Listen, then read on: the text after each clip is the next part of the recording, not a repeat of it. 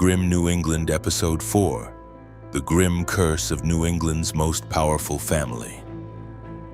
Grim things have always hidden behind the powerful families of New England, behind old estates, political speeches, and reputations built over generations. Families often hide stories of secrecy, ambition, tragedy, addiction, scandal, and self-destruction under pressure. No American family epitomized this dark mix of power and tragedy more than the Kennedys of Massachusetts. For decades, the Kennedy family embodied American influence, wealthy, educated, politically connected, frequently in the public eye. Their estate at Hyannisport became iconic, and their events made national headlines. Their private lives became mythology, and it once seemed they might lead American politics for generations. But beneath this polished image was a family trapped in cycles of pressure, secrecy, recklessness, temptation, and tragedy that spanned generations. Members faced horrifying, sometimes avoidable situations. A plane explosion over Europe, a daughter hidden after a medical disaster, a senator surviving a crash only to die in a car accident, and another Kennedy disappearing into the ocean after a series of small mistakes that spiraled out of control. What makes their story disturbing isn't the supernatural, but its human nature. The temptations of power, privilege, the pressure to maintain appearances, and the belief that wealth and connection can shield one from consequences. Power eventually convinces people rules don't apply to them, and history often punishes this in grim ways. This is Grim New England, and tonight we are talking about the rise and fall of New England's most powerful family. Before we start, I want to share that this episode touches on some heavy topics like death, addiction, traumatic injuries, medical abuse, political scandals, and disturbing historical events involving real people. It's based on publicly available reporting, biographies, historical records, and archival material meant for commentary and discussion.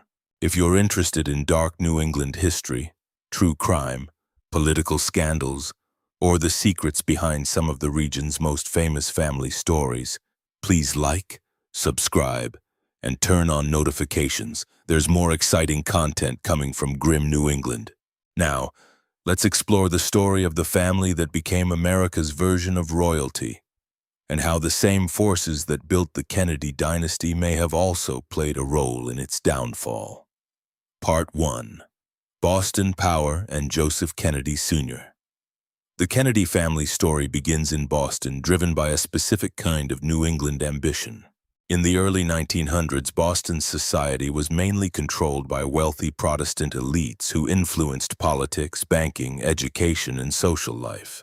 Irish Catholic families like the Kennedys were gaining economic and political ground, but many old New England families still viewed them as outsiders trying to break into established institutions that hadn't always welcomed them.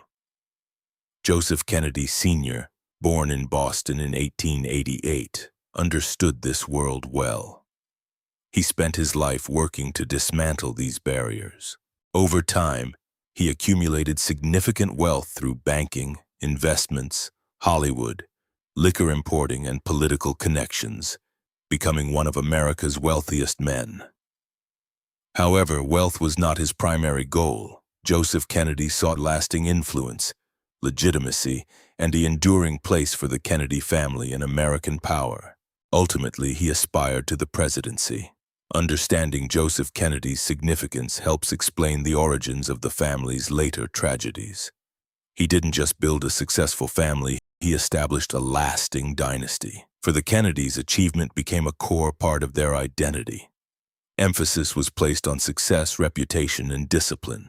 Conversely, failures, embarrassment, and vulnerability were viewed as threats. Kennedy children were raised with high expectations as normal. They were encouraged to excel academically, socially, politically, and in sports. The family was highly competitive, both within and outside the household. Over time, the Kennedy name became like an institution that each generation was expected to uphold and develop. This kind of pressure shapes individuals in unique ways. It fosters confidence, ambition, and resilience, but can also breed arrogance, emotional suppression, recklessness, and the harmful belief that success can override normal limitations. Sadly, this mentality cast a long shadow over the family for many decades. Part 2. The son who was supposed to be president. Long before John F. Kennedy became president, the Kennedy family's future looked quite different. Inside the family, Joseph Kennedy Jr. was widely regarded as the son destined to become president someday. He was charming, intelligent, ambitious, and deeply inspired by his father's high hopes. Joseph Kennedy Sr. believed he was the ideal political heir, the Kennedy who would elevate the family to the highest levels of influence in America. However, in 1944, during World War II, that promising future was abruptly cut short by a tragic explosion over England. Joseph Kennedy Jr. volunteered for a highly risky military mission involving an aircraft filled with explosives, designed to act as a giant airborne bomb. Even during wartime, this operation was extremely dangerous and experimental. Sadly, before reaching its target, the explosives detonated prematurely in mid-air, killing Kennedy and his co-pilot instantly. This explosion was heartbreaking and significantly impacted the Kennedy family's history. After Joseph Jr.'s death, the immense pressure previously on him did not vanish, but was transferred to another son, John Fitzgerald Kennedy. In many ways, this reflected a recurring darker pattern in the family's story. Whenever tragedy struck, the family adapted and kept moving forward. Expectations shifted to someone else, and the family's mythology incorporated the grief, turning it into part of the Kennedy legend. Beneath this mythology, however, was a family accumulating trauma year after year, all while trying to maintain an image of strength and control. Over time, this could become mentally and emotionally dangerous. Part 3. Rosemary Kennedy and the Cost of Perfection. Long before the well-known tragedies and scandals connected to the Kennedy family, a somber chapter was quietly unfolding behind the scenes. Her name was Rosemary Kennedy, though many Americans barely knew of her for years. Born in 1918, Rosemary faced developmental setbacks probably caused by birth complications that affected oxygen to her brain. As she grew, she struggled academically and emotionally, especially compared to her siblings. While many families would have supported such a vulnerable child, the Kennedys often viewed Rosemary through the lens of image, politics, and reputation. Joseph Kennedy was always concerned about scandal. By the late 1930s and early 1940s, his sons gained national attention, and the family's profile kept rising. Rosemary's emotional struggles and outbursts troubled him not just out of concern for her, but because he feared her vulnerability would be exposed. This fear led to one of the most heartbreaking decisions in the Kennedy story. In 1941, Joseph Kennedy secretly authorized doctors to perform a prefrontal lobotomy on Rosemary, without fully informing her mother. At that time, some doctors saw it as a treatment for emotional instability and mental illness, but it was highly experimental and risky. The surgery devastated Rosemary's life, severely hindering her ability to speak clearly or function independently. She spent most of her remaining years in an institution, kept out of public view, and her family rarely discussed her publicly for years. Rosemary's story is poignant because it exposes a disturbing aspect of powerful families' psychology: their fixation on maintaining an image of perfection. Once power and perception are linked, imperfection seems dangerous, prompting a protective instinct that can sacrifice the well-being of those inside the family. Part 4. Camelot. By the early 1960s, the Kennedy family had transcended ordinary politics to become a larger-than-life symbol. John F. Kennedy was young, charismatic, glamorous, wealthy, and cultivated an image blending Hollywood allure with New England political influence. Hyannisport embodied the Kennedy mystique, sailboats gliding through Cape Cod waters while photographers captured scenes that resembled a rising American monarchy along the Massachusetts coast. This mythology held incredible power. However, myths can be perilous. Eventually, families repeatedly seen as larger than life may begin to believe their own myth. Behind the Camelot image, warning signs appeared. Hidden health issues, normalized affairs, circulating prescription drugs within the extended family, increased risk-taking and greater temptation. Most dangerously, the family seemed increasingly insulated from ordinary consequences. Then on November 22, 1963, President John F. Kennedy was assassinated in Dallas while riding in an open motorcade. That moment irrevocably transformed the Kennedy family from influential politicians into enduring American mythology. The nation mourned them almost as royalty. But once tragedy becomes mythologized, close scrutiny of the underlying dangerous behaviors diminishes. Over the following decades, those behaviors grew even more troubling. Part 5. Ted Kennedy and Chappaquiddick. A recurring, unsettling pattern in the Kennedy narrative is how many of the family's tragedies involved circumstances that, at least in theory, could have been avoided. This pattern is evident throughout Ted Kennedy's life. In 1964, he survived a severe plane crash near Southampton, Massachusetts, when a small aircraft collided with an apple orchard amid poor flying conditions. The crash resulted in the deaths of the pilot and one of Kennedy's aides, while Ted sustained serious injuries such as broken ribs, internal bleeding, and a punctured lung. He spent months recovering in the hospital, and for many Americans, this incident reinforced the perception that tragedy relentlessly followed the Kennedys.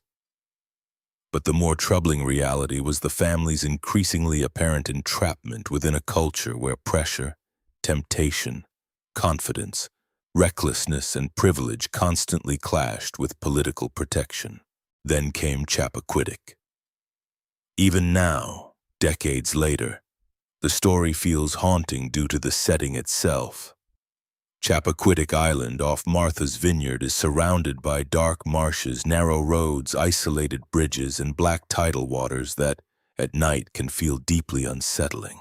On July 18, 1969, Ted Kennedy attended a gathering with campaign staff before leaving late that evening with 28-year-old Mary Jo Kopechne in the vehicle. At some point that night, Kennedy drove off Dyke Bridge, causing the car to flip upside down into the water below. Ted Kennedy escaped, but Mary Jo Kopechne did not. What made the incident one of the most infamous political scandals in U.S. history was not just the crash, but the subsequent decisions. Kennedy did not contact authorities immediately.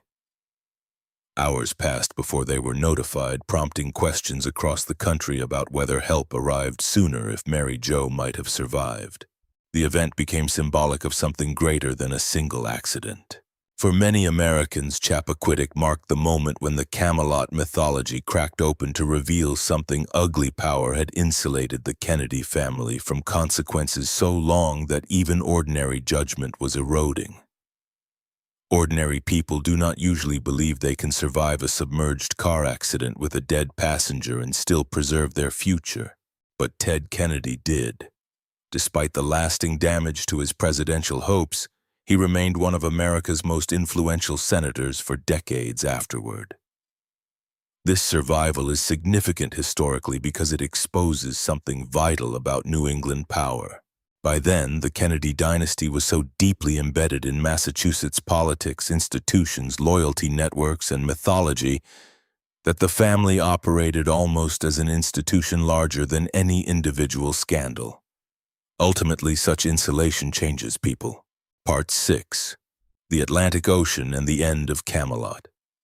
By the late 1990s, one Kennedy appeared still able to restore the family's mythos in the American public's eyes. John F. Kennedy Jr., handsome, charismatic, and so closely resembling his father that many projected their memories of JFK onto him, became one of America's most recognizable figures. To many, he symbolized unfulfilled potential. the surviving Prince of Camelot who could one day revive the family dynasty. However, behind his public persona, his life grew increasingly unstable. His magazine George faced financial difficulties. Professional tensions mounted, and the burden of carrying the Kennedy legacy constantly weighed on him. Despite his fame, he seemed determined to forge his own path and demonstrate control over his life. On July 16, 1999, a series of preventable decisions quietly set in motion one of the most tragic events in recent American history. That evening, JFK Jr. was preparing to fly to Massachusetts with his wife, Carolyn Bessette Kennedy, and her sister Lauren Bessette for a family wedding near Hyannisport. What initially seemed like a routine flight quickly encountered a few small challenges. Traffic delays in New York pushed their departure into the evening, cutting down their daylight hours. What should have been an easy coastal flight turned into a night journey over dark Atlantic waters, which was a major concern. JFK Jr. was still relatively new to flying, especially under difficult nighttime conditions over open water where visual cues can disappear entirely. He was flying a Piper Saratoga, an aircraft he hadn't operated in nearly 2 months following an ankle injury from a paragliding accident. The weather worsened, with haze spreading across the ocean south of Martha's Vineyard, creating what pilots call the black hole effect, where sea and sky seem to blend into near-total darkness. Skilled instrument-certified pilots can navigate such conditions solely with cockpit instruments. However, JFK Jr. did not have this certification. A troubling detail is that another experienced pilot had offered to fly with him but was declined. Investigators believe JFK Jr. became disoriented within the darkness and haze near Martha's Vineyard. Radar footage showed the plane descending erratically before entering a graveyard spiral, a terrifying situation where pilots lose all sense of direction and unintentionally guide the plane down until impact. At 9:41 p.m., the plane crashed into the Atlantic, killing JFK Jr., Carolyn Bessette Kennedy, and Lauren Bessette instantly. In hindsight, this crash seems entirely preventable, delaying the flight, accepting a co-pilot, waiting until morning, getting more training, or choosing caution could have changed the outcome. But within the Kennedy family, confidence and pressure were deeply connected to their identity. Ultimately, the story of Camelot ended where it all began, in New England, beneath the cold Atlantic waters off Massachusetts. As we wrap up, we consider how, over decades, Americans have called it the Kennedy curse. When you see all the tragedy that has surrounded this family, assassinations, plane crashes, political scandals, overdoses, sudden deaths, it's understandable why the phrase endures. But maybe the real horror isn't supernatural at all. Perhaps what America was actually witnessing was a slow unraveling of a truly unique New England dynasty raised inside impossible levels of pressure, temptation, secrecy, privilege, ambition, and public scrutiny. Taught to dominate and constantly project strength, they were fiercely committed to maintaining their image at all costs. Eventually, that mindset collided with reality in heartbreaking ways. Because power can be intoxicating, and over time, powerful families often start believing they can escape human limitations. Yet history often proves otherwise. The story of the Kennedy family is a quintessential New England tale fueled by Boston ambition, political influence in Massachusetts, elite institutions, and an unyielding pursuit of influence. But in the end, those very forces that helped shape Camelot may also have played a part in its downfall. Money or political power couldn't stop the Atlantic Ocean, the dark waters of Chappaquiddick Island, human error, temptation, grief, addiction, or the emotional pressures hidden beneath a polished facade. Maybe that's the true Kennedy curse. If you enjoyed tonight's episode, don't forget to like, subscribe, and turn on notifications so you won't miss future episodes of Grim New England. And tell me in the comments, do you believe the Kennedy family was truly cursed? Or is there a more human, more unsettling explanation? This is grim New England, where some of the darkest stories are hidden behind powerful names. Good night.